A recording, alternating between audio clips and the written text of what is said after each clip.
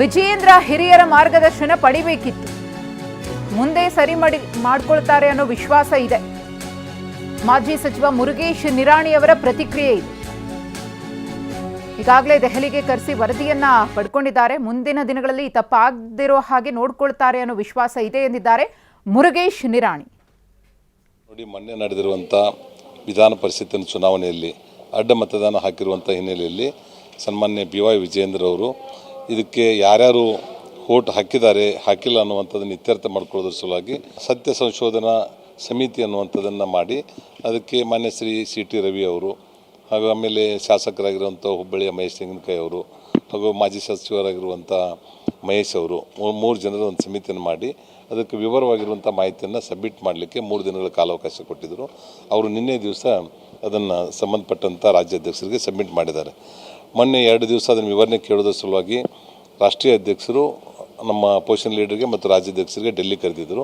ಅಲ್ಲಿ ವಿವರವಾಗಿರುವಂಥ ಮಾಹಿತಿಗಳನ್ನು ಅವರು ಕೊಟ್ಟಿದ್ದಾರೆ. ಈಗಾಗಲೇ ಅವು ಆಗಿರೋದ್ರಿಂದ ಇದು ಮುಕ್ತ ಮತದಾನ ಆಗಿರೋದ್ರಿಂದ ಅವನ್ನು ನಾವು ಇಷ್ಟಕ್ಕೇ ಸಮಸ್ಯೆ ಮಾಡುವಂಥದ್ದು ಭಾಳ ಕಷ್ಟದ ವಿಚಾರ. ಈಗ ಅಲ್ಲೇನವರು ಸತ್ಯ ಸಂಶೋಧನೆ ಮಾಡಿ ಏನು ರಿಪೋರ್ಟ್ ಕೊಡ್ತಾ ಇದ್ದಾರೆ ಅದು 66 ಮಂದಿ ಒಳಗೆ ನಾವು ಹೇಳುವಂಥದ್ದು ಕಷ್ಟ ಇದೆ. ಆದರೂ ಸಹಿತ ಇದನ್ನು ಒಂದು ಕ್ಲೋಸ್ ಸರ್ಕಲ್ದಲ್ಲಿ ಅದನ್ನು ಮುಚ್ಚಳಿಕೆ ಪತ್ರವನ್ನು ಅವರು ಇಲ್ಲಿ ಸಬ್ಮಿಟ್ ಮಾಡ್ತಾರೆ. ಇದನ್ನೇ ವಿವರವಾಗಿರುವಂಥದ್ದು ನಮ್ಮ ರಾಜ್ಯ ಉಸ್ತುವಾರಿಗೆ ಮತ್ತು ರಾಷ್ಟ್ರೀಯ ಅಧ್ಯಕ್ಷರಿಗೆ ಇನ್ನೊಂದು ಸಲ ಅದನ್ನು ಸಬ್ಮಿಟ್ ಮಾಡಿ ಮುಂದಿನ ಕ್ರಮವನ್ನು ಕೈಗೊಳ್ತಾರೆ. ಈಗ ರಾಜ್ಯಾಧ್ಯಕ್ಷರು ಹಿರಿಯ BJP ನಾಯಕರನ್ನ ವಿಶ್ವಾಸಕ್ಕೆ ತೆಗೆದುಕೊಳ್ಳುವಲ್ಲಿ, ಶಾಸಕರ ವಿಶ್ವಾಸ ತೆಗೆದುಕೊಳ್ಳುವಲ್ಲಿ ವಿಫಲರಾದ್ರ ಎಡವಿದ್ರ ಅಂತ? ಹಾಗೇನಿಲ್ಲ, ಅವರು ಯುವಕರಿದ್ದಾರೆ, ಒಂದೊಂದು ಎಮೋಷನಲ್ ಆಗಿ ಒಂದು ಬಿಸಿ ರಕ್ತ, ಒಂದು ಸ್ವಲ್ಪ ಇನ್ನೂ ಸಾಕಷ್ಟು ಹಿರಿಯರ ಮಾರ್ಗದರ್ಶನ ಪಡಿಬೇಕಾಗಿತ್ತು. ಅದನ್ನು ಅವ್ರು ಮೊದಲೇನಿದ್ದರು ಆ ಥರ ಸಾಕಷ್ಟು ಬದಲಾವಣೆ ಆಗಿದ್ದಾರೆ. ರಾಜ್ಯ ಅಧ್ಯಕ್ಷರಾದಾಗ ಏನಿತ್ತು ಅದು ಇತ್ತಿತ್ತಲಾಗಿ ಅವರು ಬದಲಾವಣೆ ಆಗಿ ಎಲ್ಲರೂ ವಿಶ್ವಾಸ ತಗೊಳ್ಳುವಂಥ ಪ್ರಯತ್ನವನ್ನು ಮಾಡ್ತಾ ಇದ್ದಾರೆ. ಮತ್ತು ಯಡಿಯೂರಪ್ಪನವರು ಸಹಿತ 5 ದಶಕಗಳ ಕಾಲ ಈ ಪಕ್ಷವನ್ನು ಕಟ್ಟಿ 4 ಬಾರಿ ಮುಖ್ಯಮಂತ್ರಿ ಆಗಿರುವಂಥವ್ರು. ಆ 4 ಬಾರಿ ಮುಖ್ಯಮಂತ್ರಿ ಆಗಿರುವಂಥ ಅನುಭವ ಮತ್ತು ಅವ್ರ ಪಕ್ಷ ಸಂಘಟನೆ ಮಾಡಿರುವಂಥದ್ದನ್ನು ಅವರು ಅದರ ಅನುಭವ ಅಂತಂದು ಮುಂದಿನ ದಿನಮಾನಗಳಲ್ಲಿ ಸರಿ ಮಾಡ್ಕೊಂಡು ಹೋಗ್ತಾರೆ.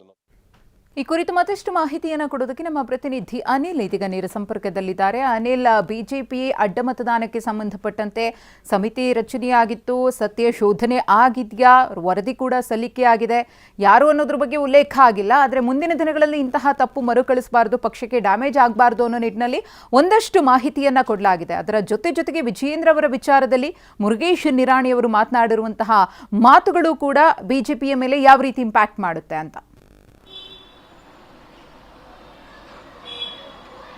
ಖಂಡಿತವಾಗ್ಲೂ ಮಧುಶ್ರೀ, ವಿಧಾನ ಪರಿಷತ್ನ ಚುನಾವಣೆಯಲ್ಲಿ BJP ಶಾಸಕರಿಂದ ಅಡ್ಡ ಮತದಾನ ಆಗಿದಂತಹ ಪರಿಣಾಮವಾಗಿ ಅದನ್ನ ಪತ್ತೆ ಹಚ್ಚುವಂತ ನಿಟ್ಟಿನಲ್ಲಿ ಅಂದ್ರೆ ರಾಜ್ಯ BJPಯಿಂದ ಒಂದು ಸಮಿತಿಯನ್ನು ಕೂಡ ರಚನೆ ಮಾಡಲಾಗುತ್ತೆ.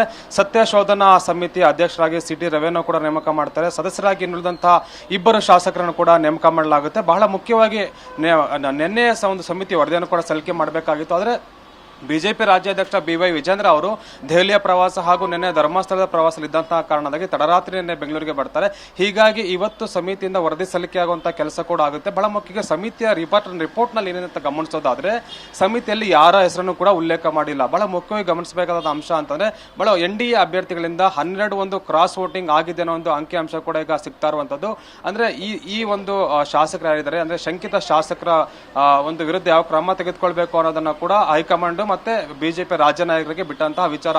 ಸದ್ಯಕ್ಕೆ ಈ ಒಂದು ಕ್ರಾಸ್ ವೋಟಿಂಗ್ ಮಾಡಿದರ ಮೇಲೆ ನಿಗಾ ಇರುವಂತೆಯೂ ಕೂಡ ಸಮಿತಿ ಒಂದು ಶಿಫಾರಸನ್ನು ಕೂಡ ಮಾಡಲಾಗಿದೆ. ಬಹಳ ಪ್ರಮುಖವಾಗಿ ಒಂದು ಅಸಿಂಧು ಮತ ಆಗಿದ್ರೆ ಅಂದ್ರೆ 3 ಮತ್ತೆ ಕ್ರಾಸ್ ವೋಟಿಂಗ್ BJPಯಿಂದ ಆಗಿರುವಂತದ್ದು. ಇನ್ನುಳಿದ 8 ಕ್ರಾಸ್ ವೋಟಿಂಗ್ ಕೂಡ JDS ಇಂದ ಆಗಿದೆ ಅನ್ನೋ ಒಂದು ವರದಿಯನ್ನ ಈ ಒಂದು ಸಮಿತಿ ಕೊಟ್ಟಿದೆ. ಸದ್ಯಕ್ಕೆ ಈ ಒಂದು ವರದಿಯನ್ನು ಆಧರಿಸಿ ಹೈಕಮಾಂಡ್ ಯಾವ ರೀತಿಯ ಒಂದು ನಿರ್ಧಾರ ತೆಗೆದುಕೊಳ್ಳೋದನ್ನು ಕೂಡ ಸಾಕಷ್ಟು ಕುತೂಹಲ ಕೇಳಿಸಿದೆ.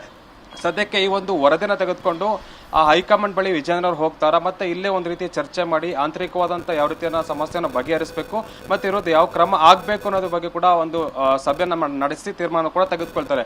ಕೋರ್ ಕಮಿಟಿಯ ಸಭೆಯಲ್ಲಿ ಒಂದಷ್ಟು ಜನರ ಒಂದು ಅಭಿಪ್ರಾಯವನ್ನು ಕೂಡ ಪಡೆದುಕೊಳ್ತಾರೆ. ಮತ್ತೊಂದು ವಿಚಾರ ಗಮನಿಸೋದಾದ್ರೆ ಅಂದ್ರೆ ಆಣೆ ಪ್ರಮಾಣವನ್ನು ಮಾಡಿ ಶಾಸಕರ ಬಾಯಿನಲ್ಲಿ ಕೂಡ ಯಾರು ಅಡ್ಡ ಮತದಾನ ಮಾಡಿದ್ದಾರೆ ಅದನ್ನ ಹೊರ ತೆಗೆಯಬೇಕು ಅನ್ನೋ ಪ್ಲಾನ್ ಅನ್ನು ಕೂಡ BY ವಿಜೇಂದ್ರ ಕೂಡ ಮಾಡಿದ್ರು. ಅದಕ್ಕೆ ಹಿರಿಯ ಶಾಸಕರಿಂದ ವಿರೋಧ ವ್ಯಕ್ತ ಆದಂತಹ ಹಿನ್ನೆಲೆಯಲ್ಲಿ ಅದನ್ನ ಕೈ ಬಿಡುವಂತ ಕೆಲಸ ಕೂಡ ಮಾಡಿದ್ರು. ಒಂದಷ್ಟು ಹಿರಿಯ ಶಾಸಕರು ಮತ್ತೆ ಮಾಜಿ ಸದಸ್ಯರು ಕೂಡ ಅಂದ್ರೆ BY ವಿಜೇಂದ್ರ ಅವರು ಕೂಡ ಒಂದು ನಡೆಯ ಕೂಡ ಒಂದು ವಿರೋಧವನ್ನು ಕೂಡ ವ್ಯಕ್ತಪಡಿಸ್ತಾರೆ. ಸದ್ಯಕ್ಕೆ ಹಿರಿಯರನ್ನ ಕಡೆಗಣಿಸ್ತಾರೆ ಒಂದು ಆರೋಪವನ್ನು ಕೂಡ ಕೇಳ್ಪಡ್ತಾ ಇದೆ. ಹೀಗಾಗಿ ಎಲ್ಲರನ್ನು ವಿಶ್ವಾಸಕ್ಕೆ ತೆಗೆದುಕೊಳ್ಳುವಂತಹ ಒಂದು ಇಂಗಿತ ಕೂಡ ಸದ್ಯಕ್ಕೆ ಈಗ BY ವಿಜೇಂದ್ರಗೆ ಇರುವಂತದ್ದು. ಸದ್ಯಕ್ಕೆ ಈ ವರದಿಯನ್ನು ಆಧರಿಸಿ ಮತ್ತೆ ಹಿರಿಯ ಶಾಸಕರ ಅಸಮಾಧಾನವನ್ನ ತಣಿಸುವಂತ ನಿಟ್ಟಿನಲ್ಲೂ ಕೂಡ ಅಂದ್ರೆ BY ವಿಜೇಂದ್ರ ಯಾವ ರೀತಿಯ ದಿಟ್ಟ ಹೆಜ್ಜೆ ನೀಡ್ತಾರೆ ಅಂತ ಕೂಡ ಕಾದ್ ನೋಡಬೇಕಾಗಿದೆ. ಮಧುಶ್ರೀ, ಧನ್ಯವಾದ ಅನಿಲ್ ತಮ್ಮ ಮಾಹಿತಿಗಾಗಿ. ವಿಧಾನ ಪರಿಷತ್ ಚುನಾವಣೆಯಲ್ಲಿ ಅಡ್ಡ ಮತದಾನ, ಸತ್ಯಶೋಧನಾ ಸಮಿತಿಯಿಂದ ವರದಿ ಸಲ್ಲಿಕೆಯಾಗಿದೆ. ಬಿಜೆಪಿ ರಾಜ್ಯಾಧ್ಯಕ್ಷ BY ವಿಜಯೇಂದ್ರ ಅವರಿಗೆ ವರದಿಯನ್ನ ಸಲ್ಲಿಸಿದೆ ಸಮಿತಿ.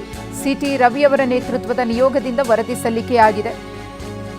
ಅಡ್ಡ ಮತದಾನಕ್ಕೆ ಸಂಬಂಧಪಟ್ಟಂತೆ ಸಾಕಷ್ಟು ವಿಚಾರಗಳನ್ನು ಈ ವರದಿಯಲ್ಲಿ ಪ್ರಸ್ತಾಪಿಸಲಾಗಿದೆ. ಆ ಕಾರಣಗಳನ್ನು ಪತ್ತೆ ಹಚ್ಚಲಾಗಿದೆ. ಎಲ್ಲಿ ತಪ್ಪುಗಳಾಗಿದೆ ಅದನ್ನು ಹುಡುಕುವಂತಹ ಕೆಲಸವನ್ನು ಸತ್ಯಶೋಧನಾ ಸಮಿತಿ ಮಾಡಿದೆ.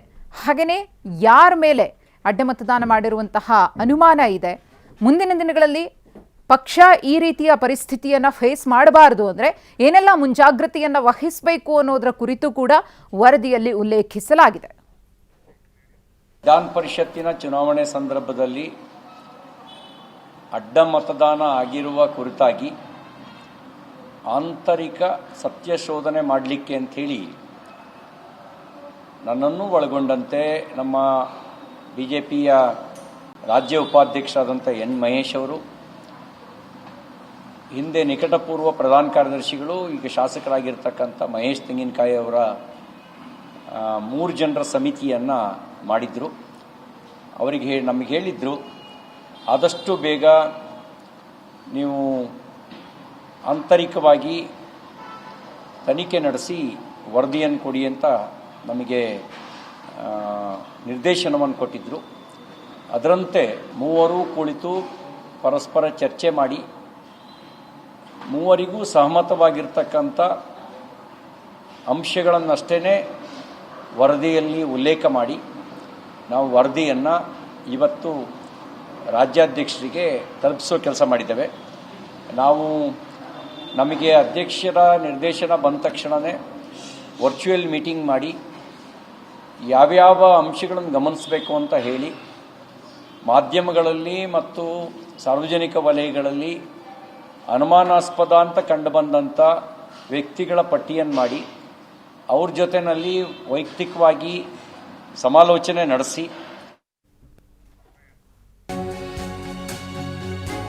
3 ಪುಟಗಳ ವರದಿಯನ್ನ ಸತ್ಯಶೋಧನಾ ಸಮಿತಿ ಸಲ್ಲಿಕೆ ಮಾಡಿದೆ. ಮುಚ್ಚಿದ ಲಕೋಟೆಯಲ್ಲಿ ವರದಿ ಸಲ್ಲಿಸಿದೆ ಬಿಜೆಪಿ ಸಮಿತಿ. ವರದಿಯಲ್ಲಿ ಶಾಸಕರ ಹೆಸರನ್ನ ಉಲ್ಲೇಖ ಮಾಡಿಲ್ಲ. ಅಡ್ಡಮತಗಳ ಸಂಖ್ಯೆಯನ್ನ ಮಾತ್ರ ಉಲ್ಲೇಖ ಮಾಡಲಾಗಿದೆ. ಅಸಿಂಧು ಮತ ಸೇರಿದಂತೆ 4 ಅಡ್ಡಮತದಾನ ಅಂತ ಹೇಳಿ ವರದಿಯನ್ನ ಕೊಡಲಾಗಿದೆ. ಮೈತ್ರಿಯ ಒಟ್ಟು 12 ಶಾಸಕರಿಂದ ಅಡ್ಡಮತದಾನ, ಬಿಜೆಪಿ ಮತ್ತು ಜೆಡಿಎಸ್ ಸೇರಿ ಬಿಜೆಪಿಯ 4, ಉಳಿದದ್ದು ಜೆಡಿಎಸ್ನ ಅಡ್ಡಮತಗಳು. ಅಂದರೆ 12 ಶಾಸಕರಿಂದ ಅಡ್ಡಮತದಾನ ಆಗಿದೆ. ಅಂದರೆ ಬಿಜೆಪಿಯ 4, ಜೆಡಿಎಸ್ನ 8 ಮಂದಿ. ಅನುಮಾನ ಇರುವ ಶಾಸಕರ ಮೇಲೆ ನಿಗಾ ಇಡುವಂತೆ ಶಿಫಾರಸು ಮಾಡಲಾಗಿದೆ. 4 ದಿನಗಳ ಕಾಲ ಆಂತರಿಕ ತನಿಖೆಯನ್ನು ನಡೆಸಿ ವರದಿಯನ್ನು ಸಲ್ಲಿಸಲಾಗಿದೆ.